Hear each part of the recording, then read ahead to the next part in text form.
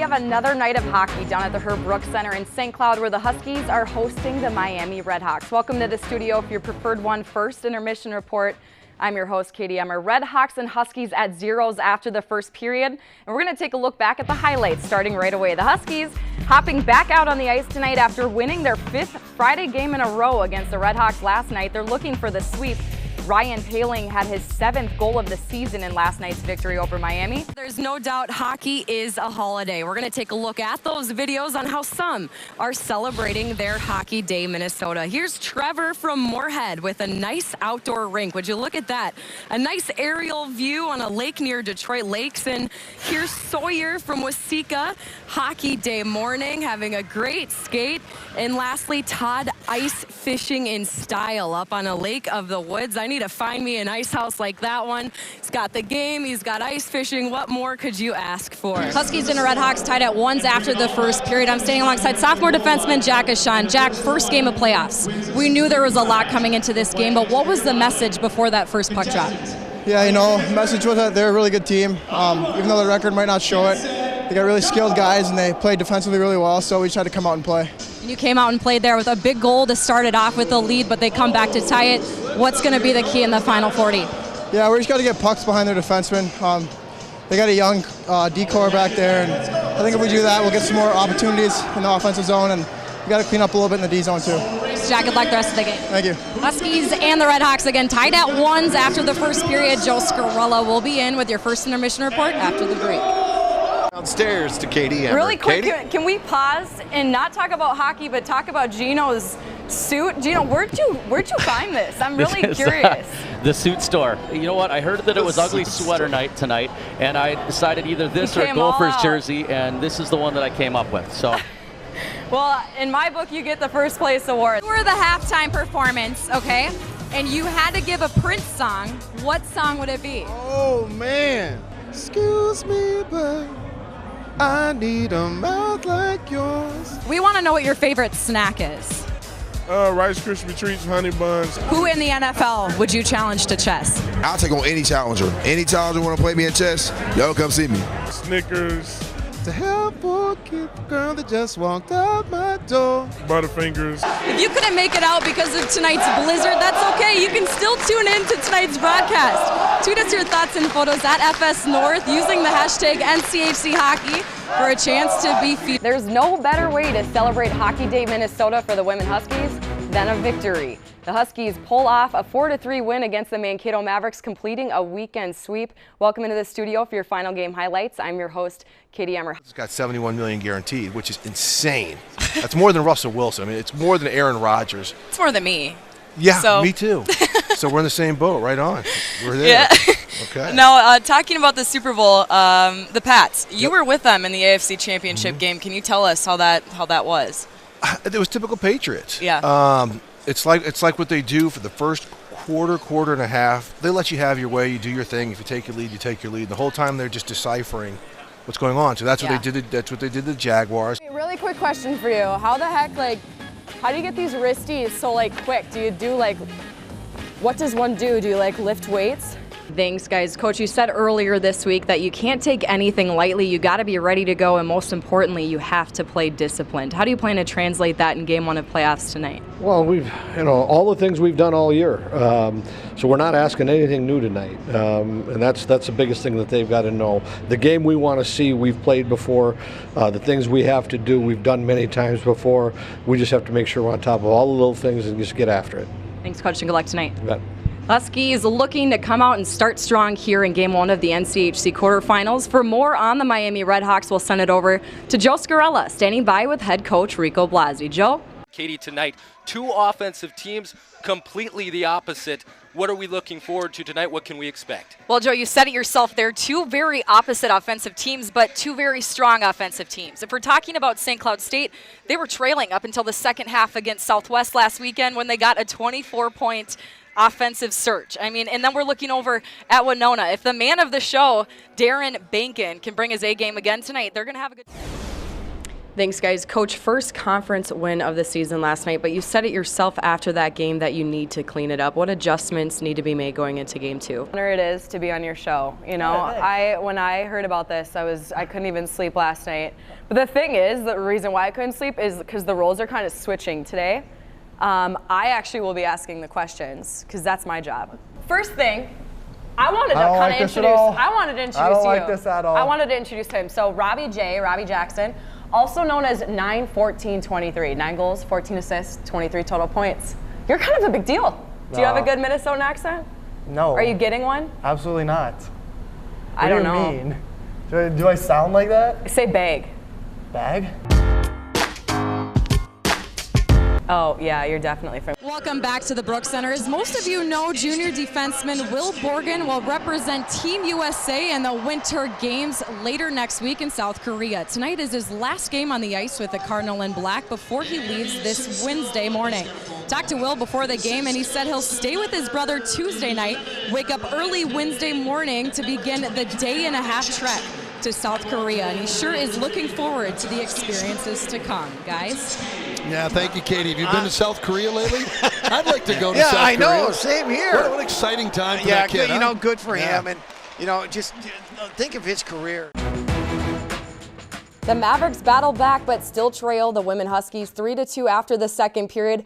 Welcome into the studio for your Preferred One second intermission report. I'm your host, Katie Emmer. We're going to take a look back at the highlights from this second period where the Huskies still remain in the lead. Under just 2 minutes though into the second, Jana Haig with the spinorama. She dishes it out front to find Kayla Friesen in front of the net.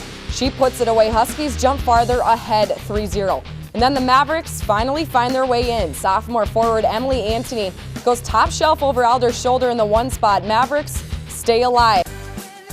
Hey guys, Katie Emmer with DK Live here in Minneapolis, where I just wrapped up participating in the Gatorade Sweat School. I found out the science behind what it's like to be an NFL player, exercising in extreme hot and cold temperatures, and just what it does to your body. Let's take a look. We went on a run. We went 5 minutes down, 5 minutes back. It's cold. I can't do it. I have no idea what's. We can't feel our hands. Can't feel my feet. Can't feel anything. Okay, let's do it. Go! He's right there.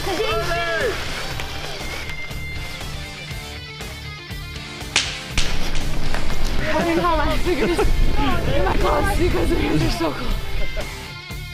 How are you feeling? I feel like Aaron Rodgers at Lambeau Field. I feel phenomenal. Welcome to DK Live. We're here at Mall of America at Media Row. I'm Katie Emmer alongside Zach Parise of the Minnesota Wild. And Zach, it wasn't too big of a trip for you to attend some of these Super Bowl events this week, was it? No, it's about a 10-minute car drive, so it's pretty good. It's awesome for us in the state and Minneapolis and St. Paul to be having this here. It's a cool event. And let's talk a little bit about hockey. Big shootout game winner against Columbus a couple nights ago. You're having a major comeback to the ice after battling a back injury in late October. What was the rehabilitation process like for you? It was long, and it was pretty tedious. Great results, and I have a question for you, Nick. Sure. Can you dunk?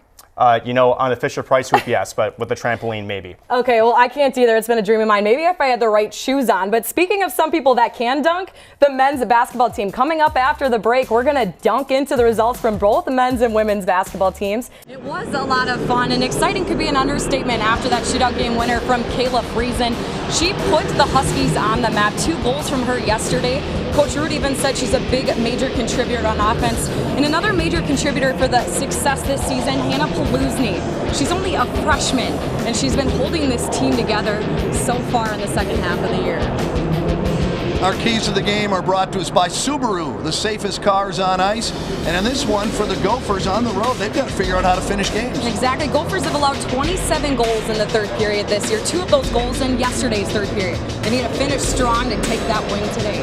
Transfer student Nicole Schammel has been outstanding for this team. This girl is good at hockey. The redshirt junior, she again transferred from Mankato in 2015, and this year, 14 goals and 12 assists. She's second on the team for offense. For St. Cloud State, Coach Root told us a little while ago, hey, we just got to keep riding this. Exactly, riding that wave is exactly what they want to do. They've come close with all teams in the last week. Wisconsin last Sunday, and they even tied Duluth on Wednesday. Coach, your defense stepping up, 7 shots for Miami in this second period. What was that message after the first? We played well in the first, too. We gave up 2 goals on 3 shots. I like the way we're playing. We're just in a battle. Thanks, Coach. Guys, Joe, that play that they hadn't seen is exactly right. Spoke with Robbie Jackson and Kevin Fitzgerald after that series out in Denver, and they said the defensive pressure was something they hadn't faced yet this season. After speaking with Coach pre-game just moments ago, he did say that he wasn't happy with their power play. Their power play still continues to rank 8th in the nation, and it was a crucial part of their first 7 wins of this season. So in order to have a successful outing, Coach did mention that the power play was something they adjusted this weekend to hopefully come into effect for a sweep at home. Welcome back to the Brooks Center. I'm alongside the star of tonight's game, one of the stars of tonight's game.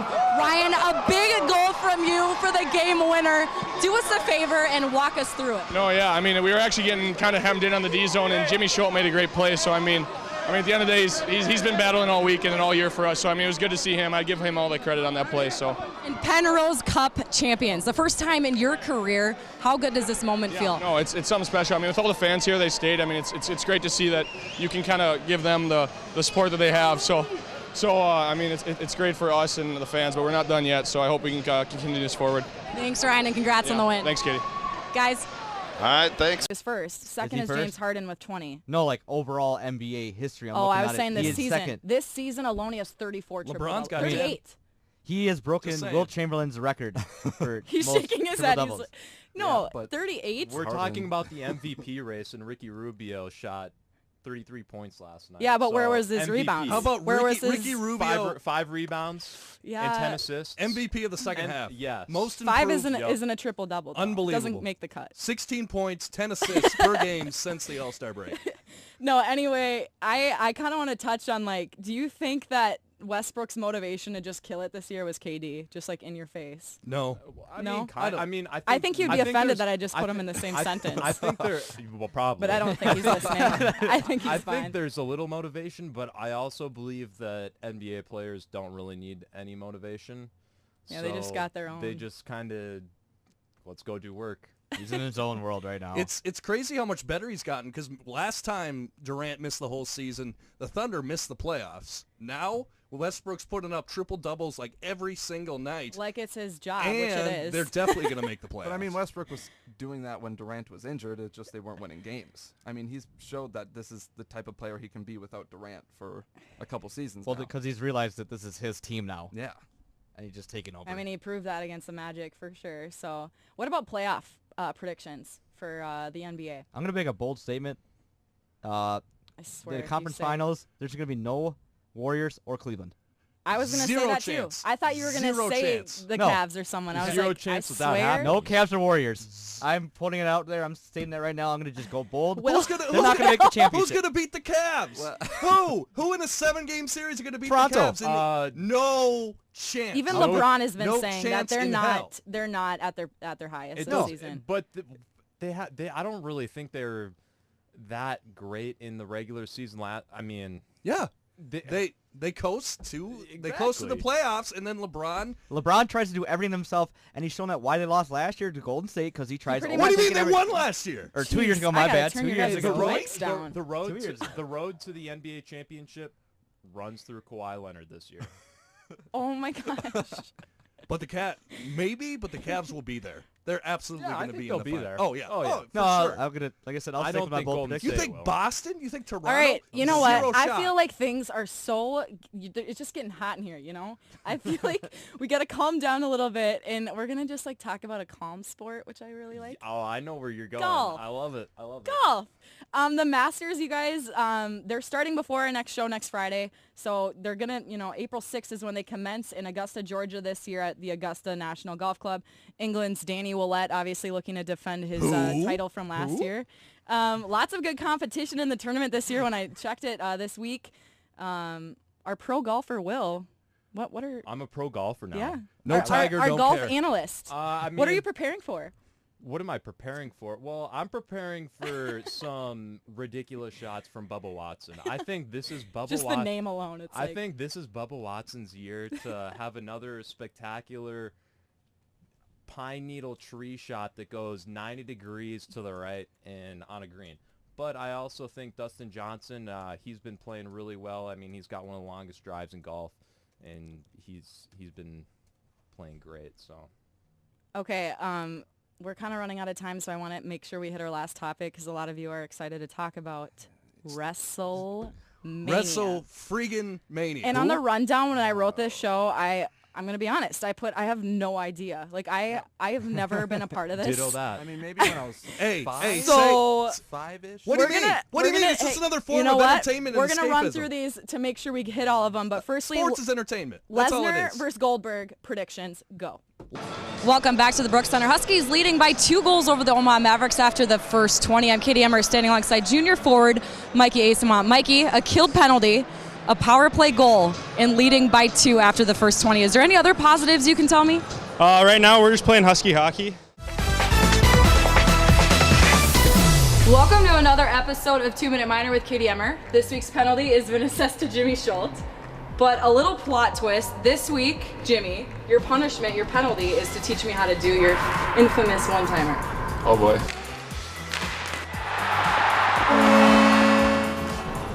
This is gonna be interesting. Are you ready? I'm ready. Let's do it. I'm ready. All right, when I'm taking a one-timer, I like to have my bottom hand right about halfway down my stick, my blade just about right at my hip, not too high so it doesn't take too long. Wait for the puck to get right in front of my feet, and then follow through towards the net. No, top hand at the top. Okay. There you go. Yep, bottom hand halfway down, a little bit higher. A little bit, no, higher. There you go. Just like that. All right, here we go. All right. That was good. You know, I'm feeling like I'm getting a little bit better. I feel some improvement. Miami capitalized. Jordy Green nets the power play goal on this one. Redhawks take the lead 1-0. Miami looking to chalk up some more. This breakaway here from Jordy Green again. He was looking to make his second, but Smith not letting anything in. And leave it to Husky freshman Ryan Paling to make some noise for the red and black. He gets set up from Chalowski and Jackson to get his power play goal. Score is tied at 1, closing out the second period. Well, there you have it. Huskies again winning today 5-2 over the Bemidji Beavers, but the series isn't over. Game 2 continues tomorrow. We will have your full coverage on Fox Sports Plus. Thank you for joining us here at Husky Productions. Everybody have a great rest of your night.